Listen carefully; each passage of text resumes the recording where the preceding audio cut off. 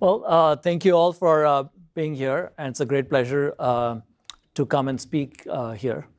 As Chris mentioned, I'm a professor at the Wharton School. I am an author of a recently released book, which is called A Human's Guide to Machine Intelligence. I am contractually obligated that whenever I speak about anything remotely related to AI or tech, I have to show you a screenshot of or a book cover jacket and subtly influence people into picking up the copy and reading the book. So the book is on machine decisions, in particular the opportunities and challenges around machine learning and a governance framework for how individuals, how companies, and how regulators might think about governing automated decisions. And so today I'm going to speak mainly about that, the governance framework I have in mind. And in particular, I'm going to begin by talking a little bit about the role of machine decisions in our lives. A lot of that is intuitive.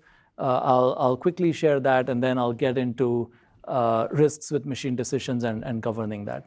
Now, as part of researching this book, I interviewed many people, and one of the really interesting people that I interviewed was a 22-year-old in Shenzhen, China. Her name was Yuan Jin, and she's in the biotech profession. And one of the things I found really interesting about her day-to-day habits was these daily conversations she had with a social media celebrity called Xiaobing.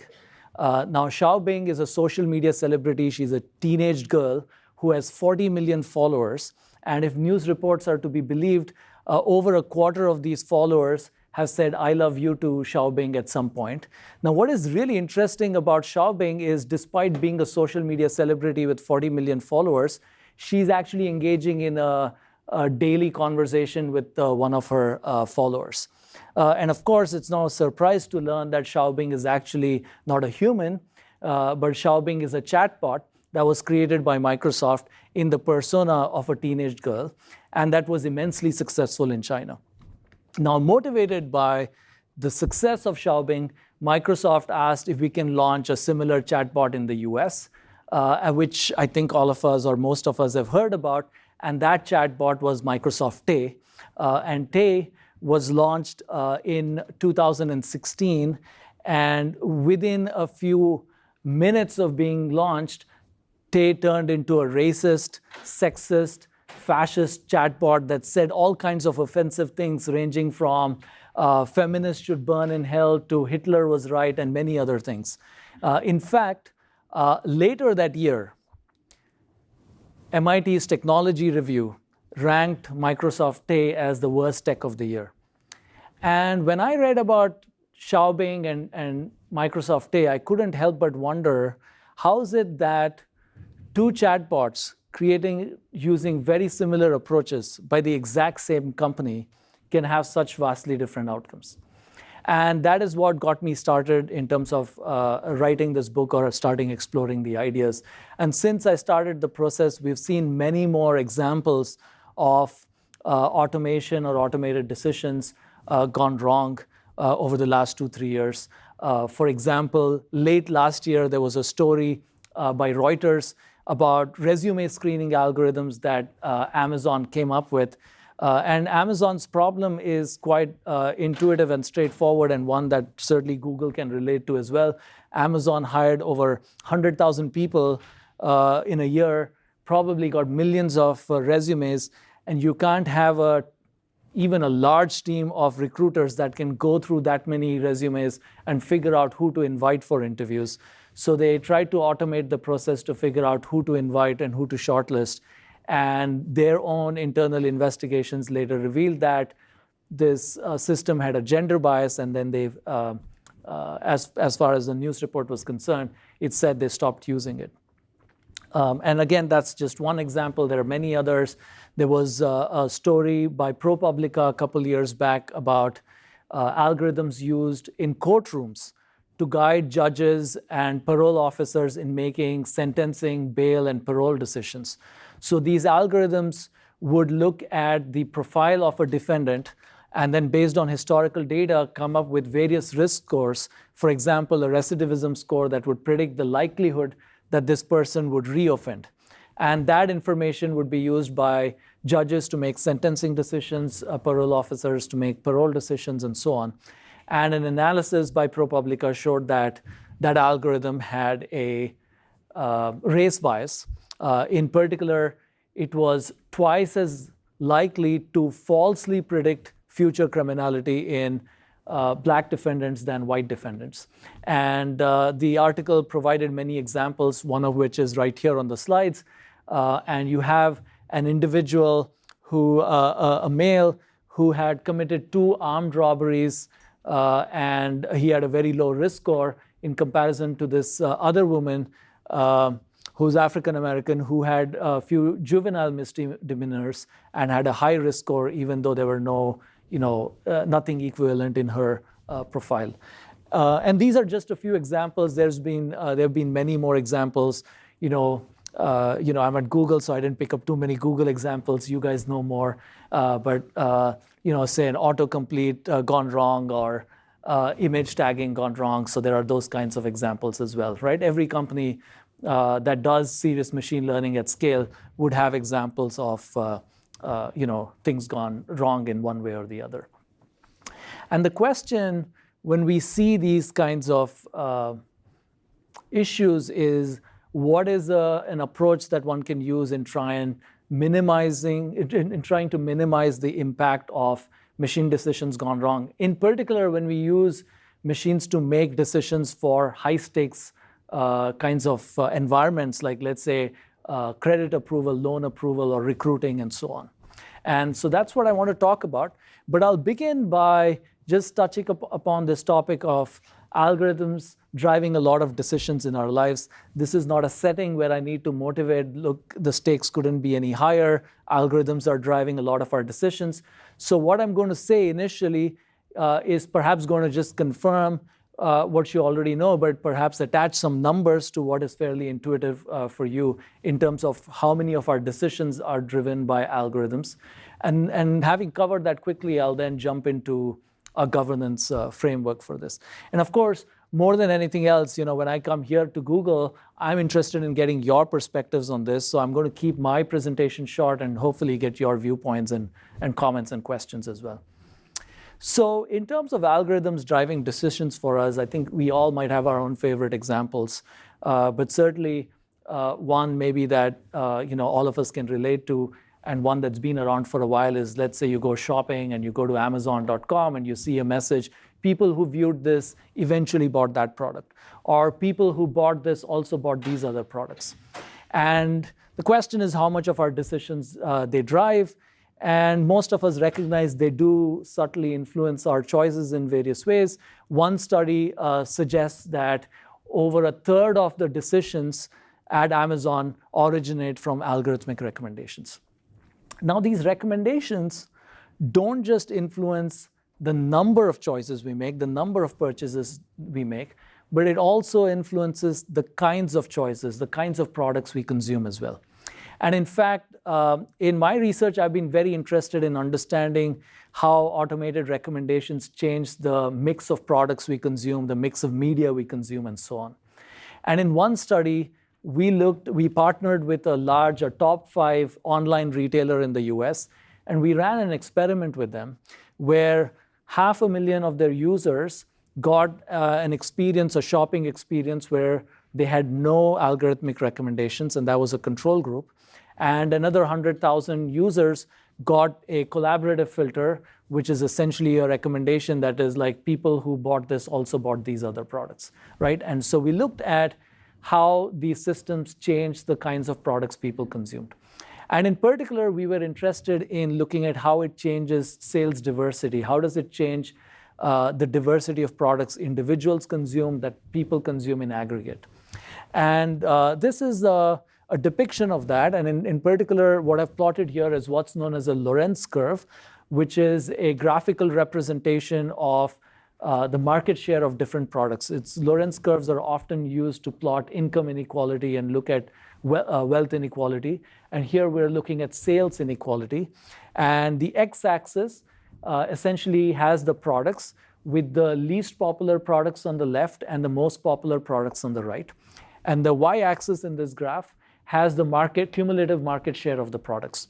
So in other words, what this graph is saying is that if you look at the curve in black, which is the Lorenz curve for our control group, meaning our group that received no recommendations, what it's saying is that the bottom 40% of products contributed roughly around 5% of sales. Similarly, if you look at the bottom 80% of the products, they contributed roughly about 37% of the sales, right? So it's like the 80-20 rule we've heard, except it's 80-37, right? That's what it is over here. Now, the black curve is the Lorenz curve for users who are not exposed to recommendations.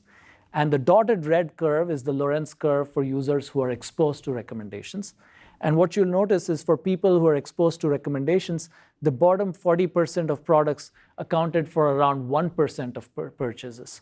And the bottom 80% of products had a market share of 27%. In short, after launching this recommender system, the market share of niche products actually reduced, and the market share of popular products actually increased. And this is surprising because the promise of algorithmic recommendations is that they reduce our search costs, help us discover these niche items, and that wasn't happening. And in fact, one way to make sense of this is by looking at the absolute sales of the products. I've plotted here the market share, which is the relative sales of products. If we look at the absolute sales of products, what we found is that the absolute sales of all kinds of products, whether niche products or blockbuster products, all of their sales went up.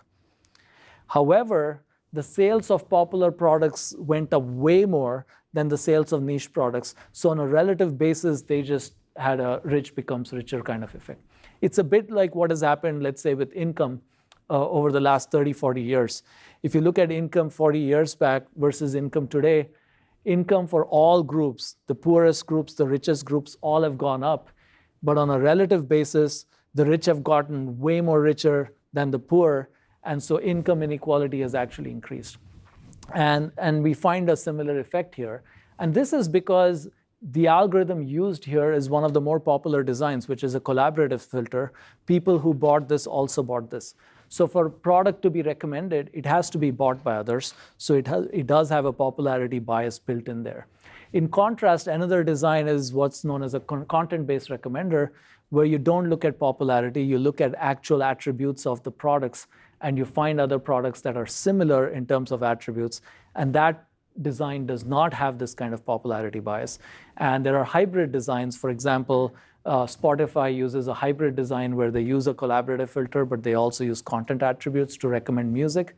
And so that gives you a balance between showing you products or music that others are consuming and also helping discover stuff that's close to your preferences that aren't. But independent of the design you're using, all our research shows that they do change the mix of products people buy, the mix of media they consume, and so on. And of course, this is an example in e-commerce. You could take this to other settings. If you look at media, for example, data scientists at Netflix came up with a paper that measured this and said that 80% of the viewing hours streamed on Netflix originate at some point through algorithmic recommendations. So it's the algorithmic recommendation that steers us into a show, and then we're consuming a lot of that show, for example. Similarly, another study shows that 70% of the time people spend on YouTube is driven by algorithmic recommendations. Again, I'm not going to go too much into this particular metric here because maybe you'll give me some, or maybe you'll tell me more about this metric later on when we chat offline. But bottom line, they're driving lots of our choices, whether it's products we consume, media we consume, even our social networks, certainly friends we add on Facebook or LinkedIn, but even in our personal lives, physical world, social networks. So if you look at dating, for example, Match.com or Tinder, most of the matches there are driven by algorithmic recommendations that say this is who you should date or this is who you should marry. And also the algorithms are influencing choice, sometimes without even our realizing it. One interesting example of that comes from a research study that was conducted at Facebook. So in 2012, Facebook conducted an experiment with its users to see if they could influence people's decisions to vote by altering the newsfeed. So in particular, The study was designed as follows. A large set of users, the control group, got the regular plain old Facebook experience where their newsfeed algorithm remained as before. But another set of users, the treated users, their newsfeed algorithm was modified in one simple way. It was more likely to recommend hard news stories than softer or more entertaining kind of news content. So for example, that system was less likely to recommend funny cat videos and more likely to recommend, say, hard news stories. In 2012, that might have been the war in Iraq, and that might be the kinds of stories it would have recommended. And then they observed the self-reported voter turnout. So around elections, Facebook has the I voted button, which people can click to indicate that they've voted. And they observed that the self-reported voting turnout for the control group was about 64%. But for the treated group, whose newsfeed algorithm was modified merely to recommend more news stories, that went up to 67%. Now, 3 percentage points might not sound like much, but we've already seen elections are influenced by much smaller proportions than just 3%. And so clearly, these systems drive important political decisions that people might make. It influences not just how people vote, but also how elected representatives serve us. So in many places in the US, the decision of which students go to which schools are made by an algorithm. As I mentioned earlier, in courtrooms, algorithms make recommendations on likelihood a person will commit a crime, which guides sentencing, bail, and parole decisions. They will be making many more decisions, whether it's with autonomous vehicles or with medicine. You've got a push towards precision medicine, where the idea is that treatment is personalized to each individual based on their DNA profile. And that genetic data is just too massive for a human to process. And so again, it's going to be automated decision making.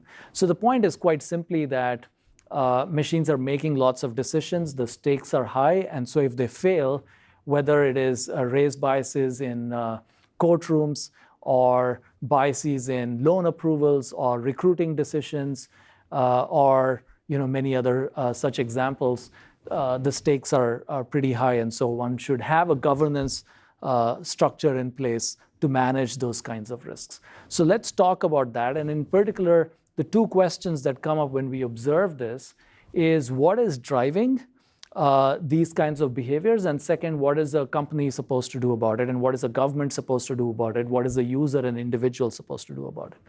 So let's start with the first one. Why does this happen?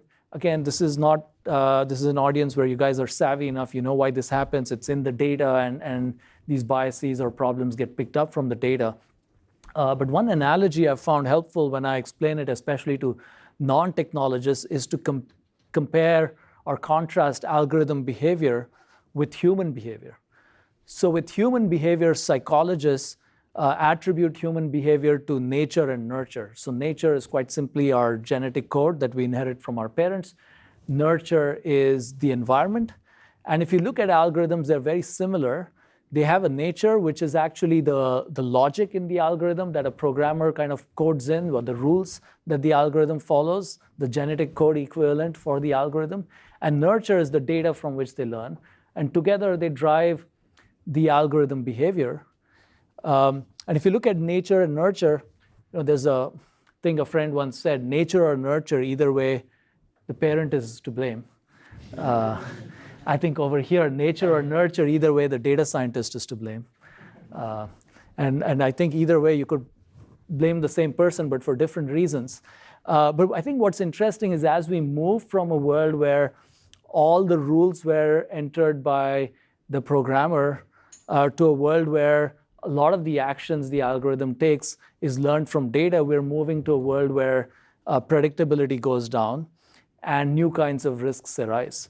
And so when I'm talking to business audiences, especially CEOs and boards, I usually try and, if you think about banks that are making loan approval decisions and credit approval decisions, there's a lot of risks associated with these kinds of decisions. So social risks from making decisions without testing for biases in the data or in the final decisions, whether it's credit scoring or recruiting.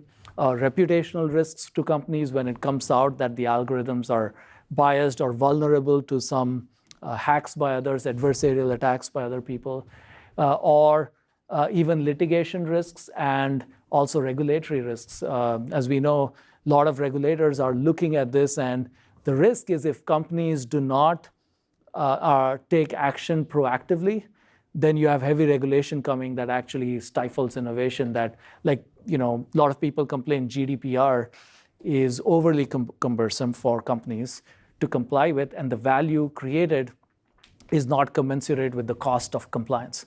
And at some level, heavy regulation results from lots of violations of privacy. And so if companies are not careful, then again, one could see heavy regulations. So then the question, of course, is, okay, how do companies proactively manage this? And in the book, I've proposed what I call an algorithmic bill of rights, where I've kind of talked about what are some basic rights users should have and what should companies do in order to ensure you can catch these problems or reduce the chances that they happen.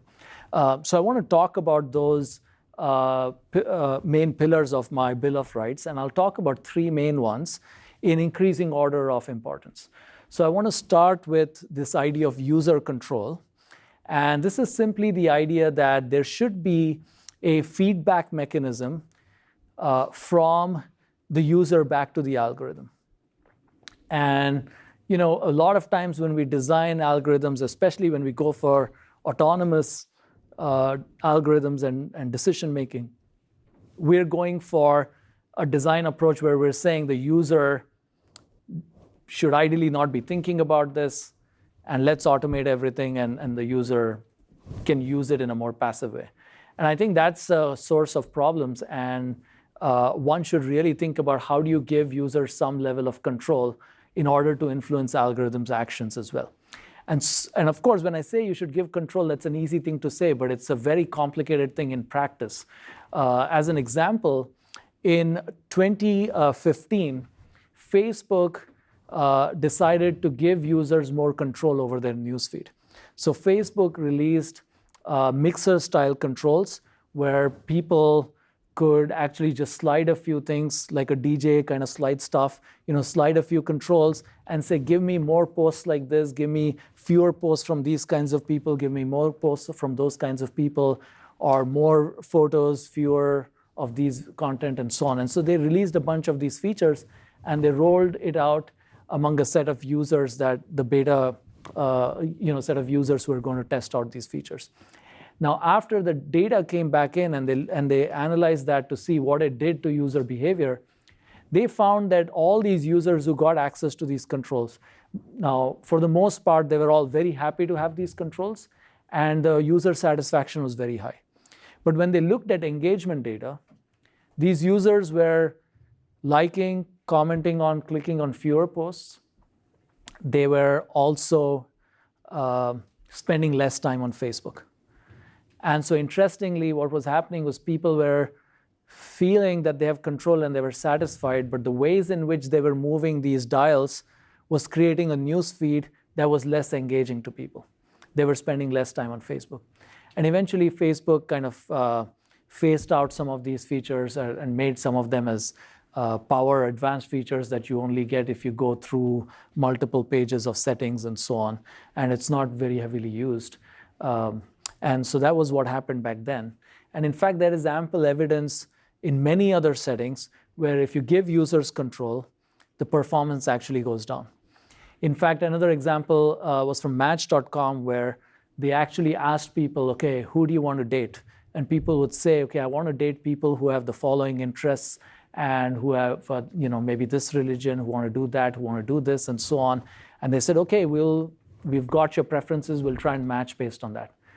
What Match.com found was that their match rates were lower when they listened to users than if they just ignored the users and went with the data and just saw, whose profiles are people lurking on, and then kind of based on that suggest matches. And so eventually they decided, forget it, there's no point asking people what they want, right? And so you give users control, it seems to hurt performance a little bit. But I think there's some good news here in terms of how you balance the two. There was a study done by some of my colleagues at Wharton, and they were trying to do what is the impact of user control on trust in algorithms. And so what they did was they ran a study where they divided the participants into 4 groups. All groups were given data on high school students, and they were asked to predict how well these students would do in standardized tests. And so they had data like socioeconomic data, whether these people had taken advanced placement classes and other tests, and how many of their friends were going to college, that kind of data. And they were going to look at the data and predict what is this person's score going to be. They also had the option of consulting an algorithm that had access to the historical data, and that would give its own estimate. They divided these users into 4 groups. The first group had no ability to adjust the algorithm. They had to just decide whether they're going to use the algorithm or not. And if they said they're going to use the algorithm, whatever the algorithm's estimate, that was what got baked in. So they had no control. It's completely autonomous, and they have to make a decision whether they adopt it or not.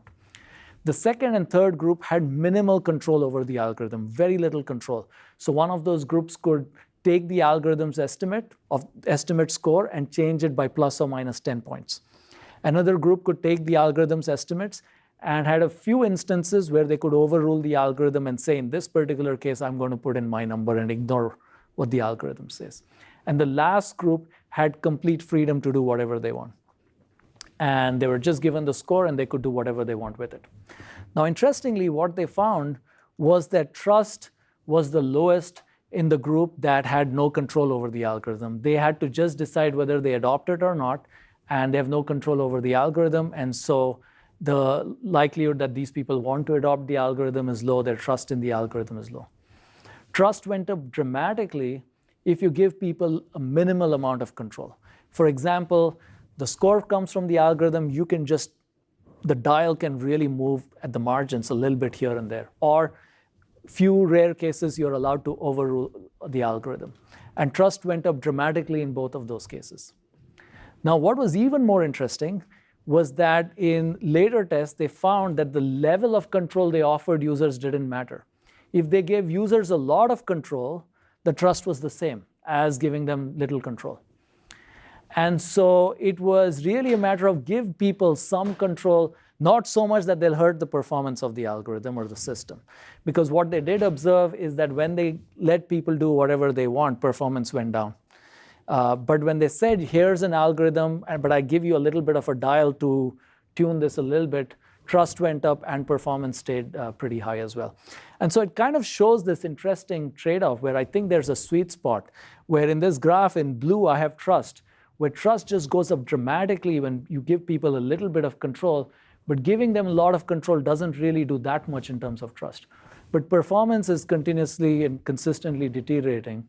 And so there is this little bit of control helps address user trust kinds of issues and doesn't hurt performance. And in fact, arguably, there are many settings where giving users a little bit of control can actually help performance. Especially when you have the ability to overrule when you think the algorithm got something wrong. And one interesting example of that might be if you look at the fake news problem that Facebook had. In 2016, a lot of people were observing fake news stories in their newsfeed, but there was simply no feedback mechanism from the user to the algorithm. So there was no way of letting the user know, letting the algorithm know that a certain story is fake. And of course, after the issues, Facebook launched a bunch of features where with 2 clicks now we can say that a post is offensive, a post is fake news, a post is violent content, and so on.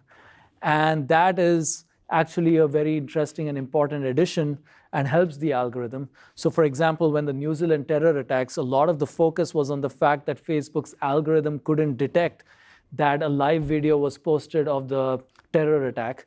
But people ignored the fact that a lot of users were able to flag the content as offensive, and so many people flagged the content as offensive or violent that it could correct itself, and the video was actually caught within 12 minutes of the video ending, and it was removed right then. And arguably that's late, but at least there's a feedback mechanism where it gets caught sooner than later. And so I think the nature of this user control might differ. It might be something like Facebook giving people the ability to give feedback to the algorithm and merely inform the algorithm, I think this is a wrong decision, or I think this is a problematic post. It could be like with ad choice, where a user can say, don't show me ads like this again in the future. Or it could be in an autonomous vehicle, something like an override function where the user can say, well, I know it's autonomous, but there's a way for me to take over.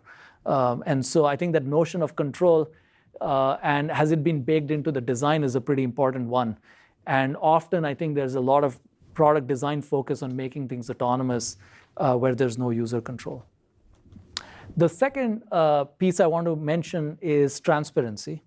Now, transparency is one area that gets a lot of attention when people talk about machine bias and problems with machine decisions and so on. But transparency is also a pretty interesting and nuanced topic, because especially when you look at regulators, when they talk about transparency, they talk about what is known in the academic literature as technical transparency, which is the idea that the source code has to be revealed. And there's many instances where that has been proposed as a way to address problems. So as an example, in May of 2010, there was a flash crash in the US stock market. So what happened was that the stock prices of many stocks started dropping quite dramatically. And within 34 minutes, $1 trillion worth of market value was wiped out. And in fact, many well-established companies like Accenture were trading for pennies. And the regulator stepped in.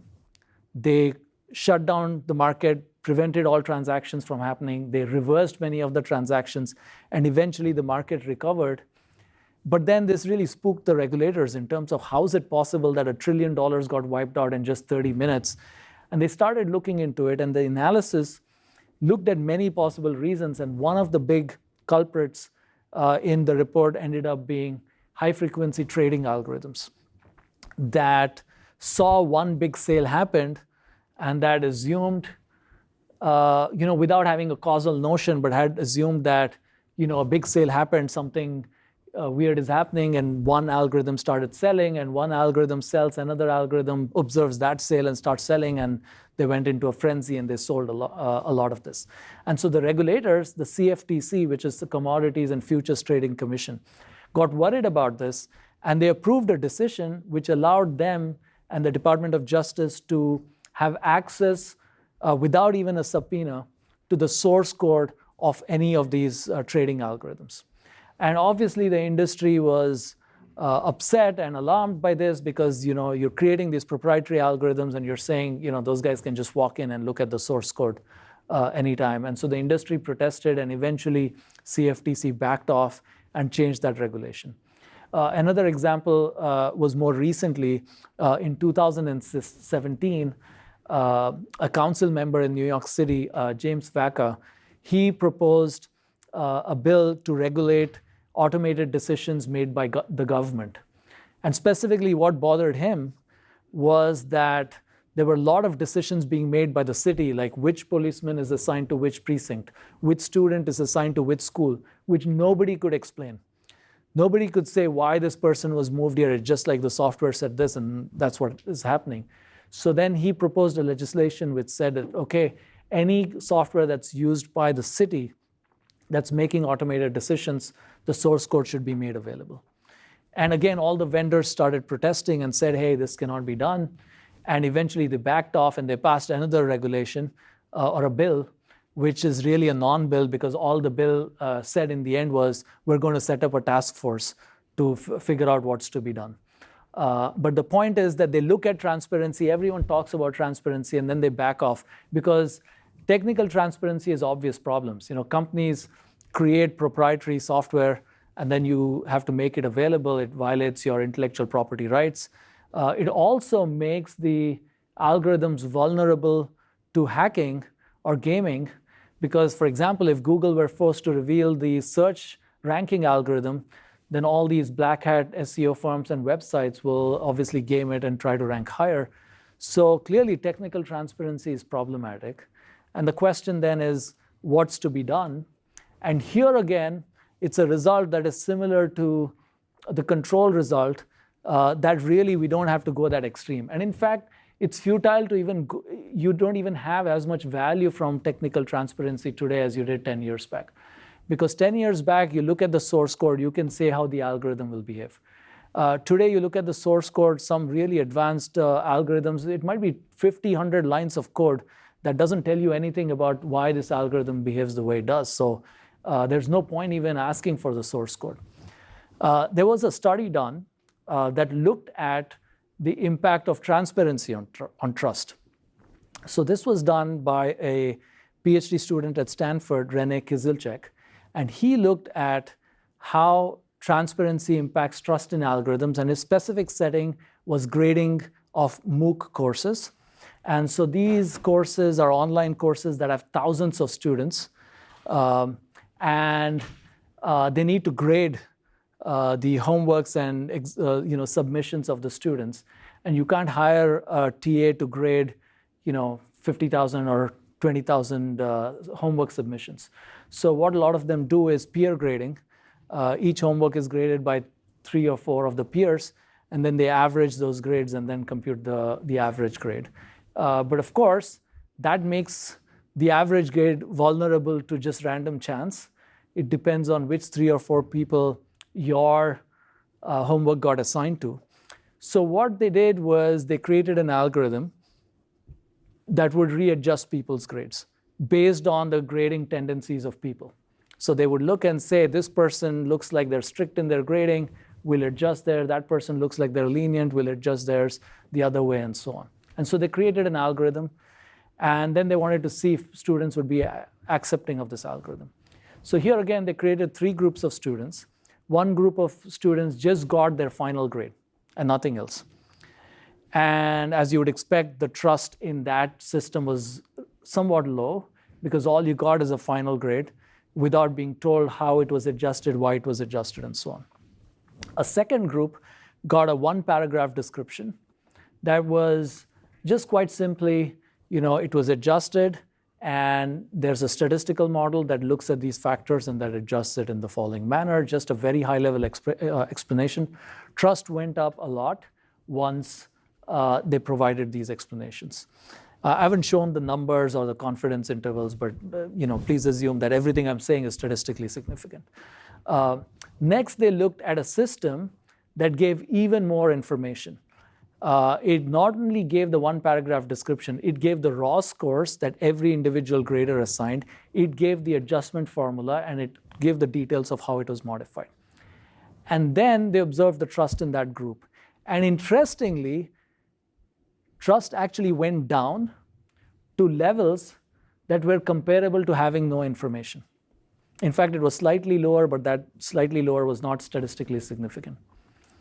So what was interesting is that giving people a lot of information really wasn't helping with trust. It was just very high level, and that's all you need with users in order to win their trust.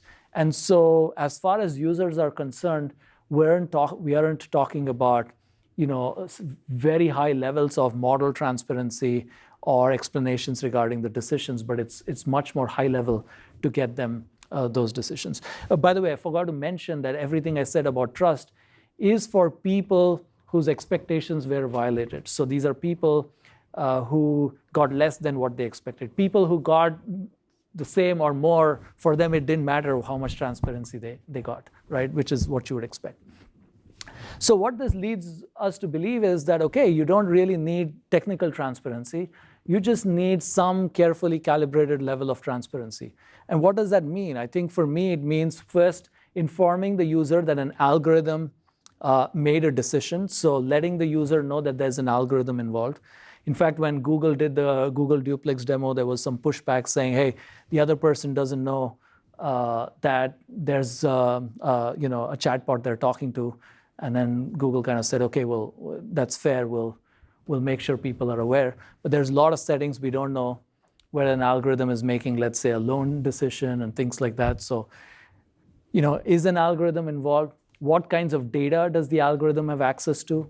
So, for example, you apply for a job, just simple information that beyond what you listed in your job application or your application form, we also looked at other stuff. What else did we look at? We looked at your social media data. And so information on what data are being used, what variables are considered, and how important are these variables, how much do they matter.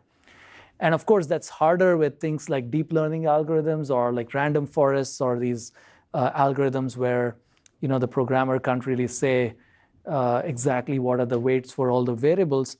But it is possible with the recent research and focus on interpretable machine learning. And there's a lot of emphasis on two ideas of interpretability.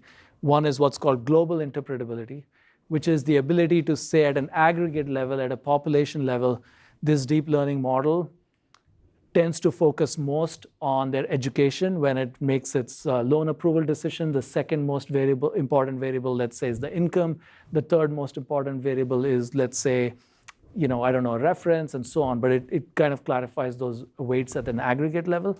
The other is local interpretability, which is the ability to say for this particular decision, the 5 most important things were these, and these are the relative weights. And I think that's very achievable with today's techniques. And that level of transparency is sufficient for users because, as I mentioned, very high levels of transparency actually hurts more than helps with users. So lastly, what I just said is as far as users are concerned.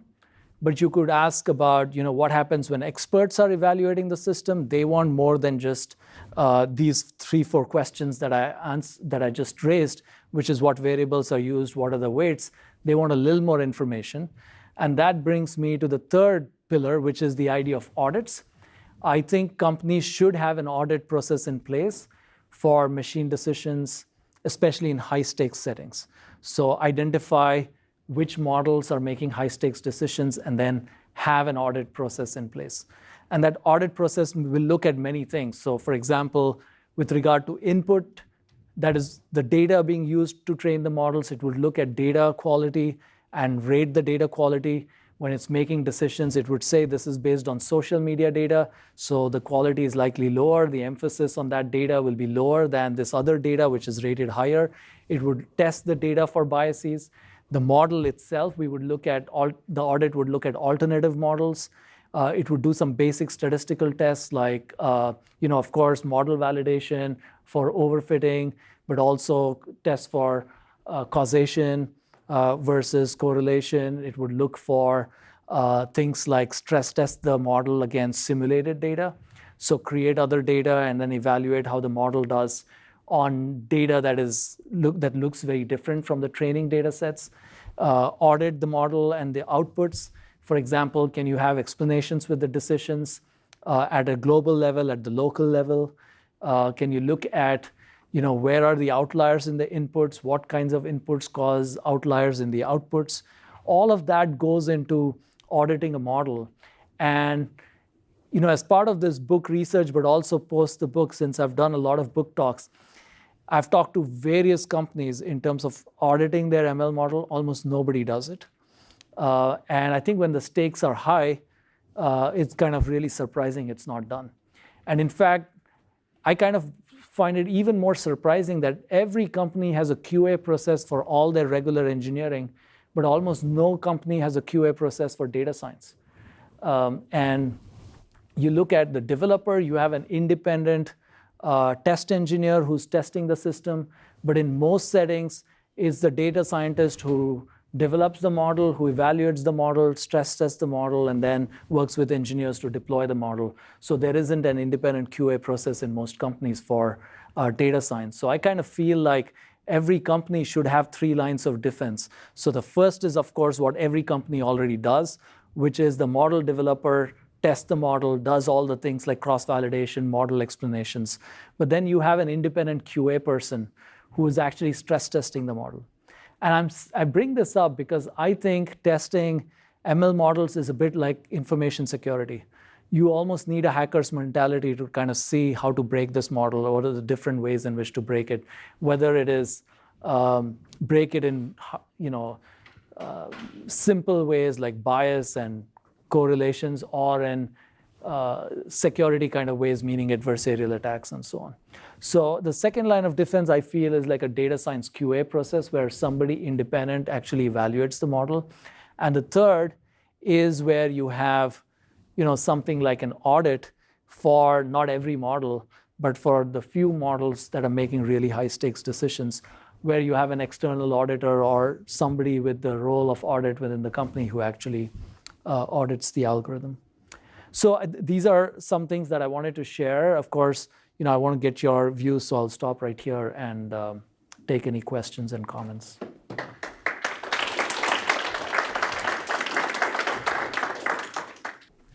Hi, thank you so much for your talk. I don't work with models, so I'm not going to ask you about that aspect of it, but with regard to transparency and basically the first two things you're talking about, I'm curious about visibility.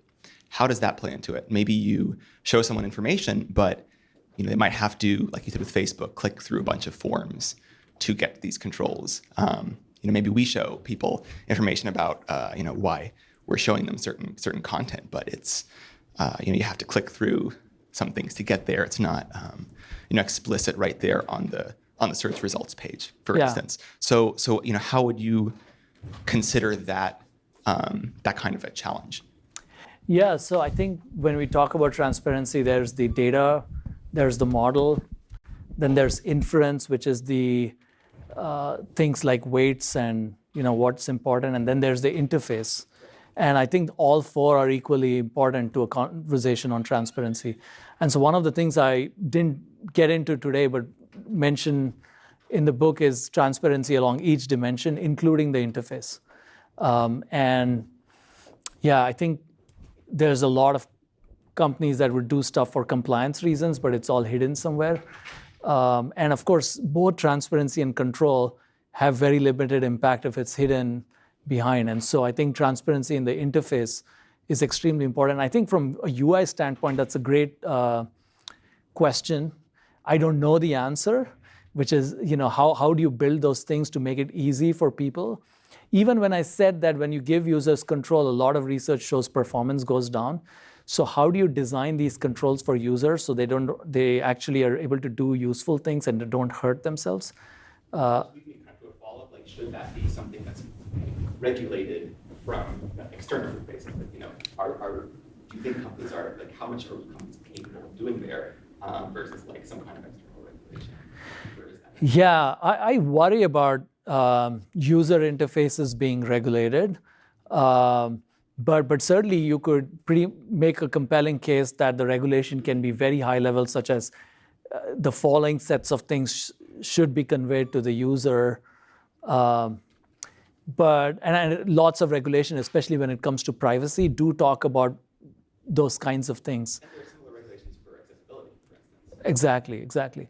Yeah, so I think there's a good case to be made for regulating the interface itself. But I do worry that unless companies actually genuinely want to do this, there's always a way to comply while still making things less accessible to the users. But I do agree. I think the interface is a really important component of this. And I don't know if anyone has great ideas from a user experience design to address that. I don't know. Even in terms of privacy, I haven't seen sort of very compelling ways to do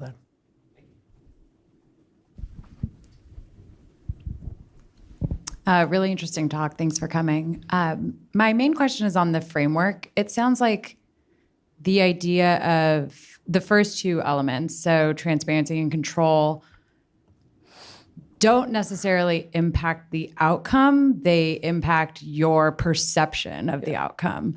So thinking back to the recidivism example, that could, if you just had those two things, you would essentially just have more trust in the outcome, but it would still lead you to the bad outcome.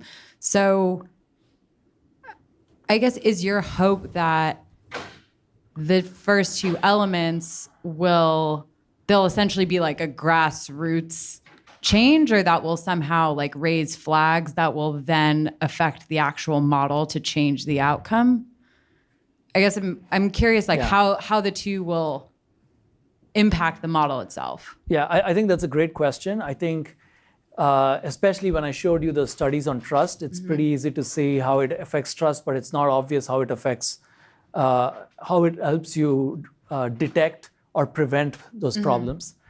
So first, I'll answer your question in a moment, but I think first, trust is also an important piece here simply because when you see these failures, you tend to see a backlash against these systems, and the result of that is people don't use the algorithms to their own harm, because actually the algorithm on average is doing much better than them and is probably on average less biased than humans, for example.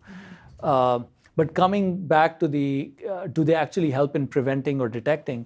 I do believe so. So I mentioned the Facebook, the terror attack, the detection happened because people flagged it and because they had the control and the ability to report back. So I do believe that there are lots of examples where users see the problem and they have no way to report it, or they don't see the problem because they don't have transparency.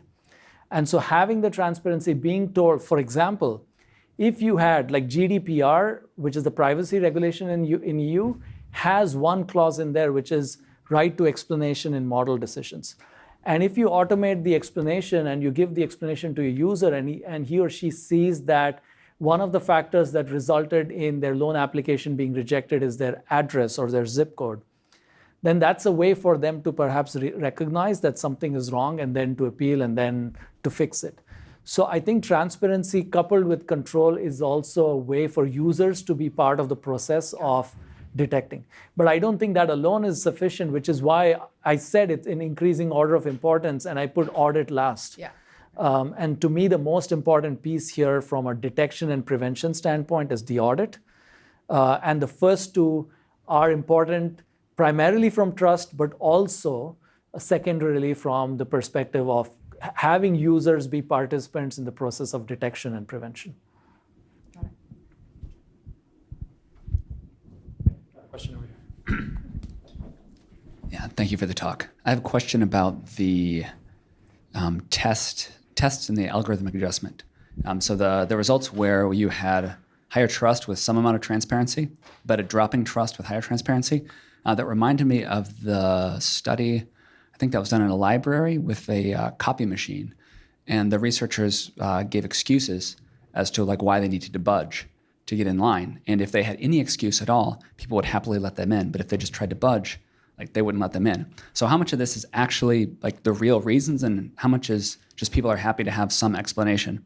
And then the dropping trust with more information is that either A, they're horrified because they don't understand what's going on, or B, they can actually see problems. Yeah, and I think the researchers of that study did connect it to anthropomorphic reasons, and I think the simple psychology of it is quite simply what you articulated, which is that if you don't get an explanation, but you're happy with the outcome, you don't care for the explanation. But if you're not happy with the outcome and it comes with no explanation, you're obviously upset by it. But at the same time, if you don't understand the explanation, it doesn't help as much. And so when they had all those detailed explanations, it was almost as good as not providing any explanation because people couldn't understand it. But if you actually go to their middle level of transparency and you read the explanation, it is almost a non-explanation in the sense that it's merely saying it's an English explanation, it's not a mathematical explanation, meaning it's saying there's a statistical model that looks at the grading tendencies of TAs and adjusts it upwards or downwards based on how lenient or how strict they are. It doesn't say exactly what is the weights or how exactly is it adjusted, but that's enough for people because intuitively it makes sense to people. But the moment you say here's the formula, then it comes down to my formula would be different, it wouldn't be this formula. And so I think that kind of thing is playing out there, which is why I think for the users, again, like high-level explanations are kind of sufficient. But you could take these ideas as you did to settings which have nothing to do with algorithms. And I think it's just more psychology than anything else. Actions of software systems are often blamed on the algorithm, but it's pretty clear that algorithms do what we build/train them to do. How should we address this sort of bureaucratic avoidance of responsibility? Yeah, I think this responsibility issue is a pretty interesting one. And just adding to what the question kind of brought up, just last week I was listening to Forum, KQED, and there was a guest who said, the reason there are these biases in the algorithms is that these tech companies hire programmers and they don't have diversity in the programmers, and these programmers are programming these or biases in without realizing it.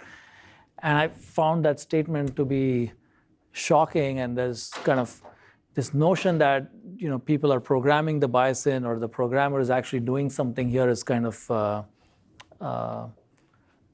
weird. But it comes from the data, and so sometimes there are people blaming the algorithm and saying there's algo bias, and sometimes there's people blaming the programmer and saying it's as though it's being programmed in.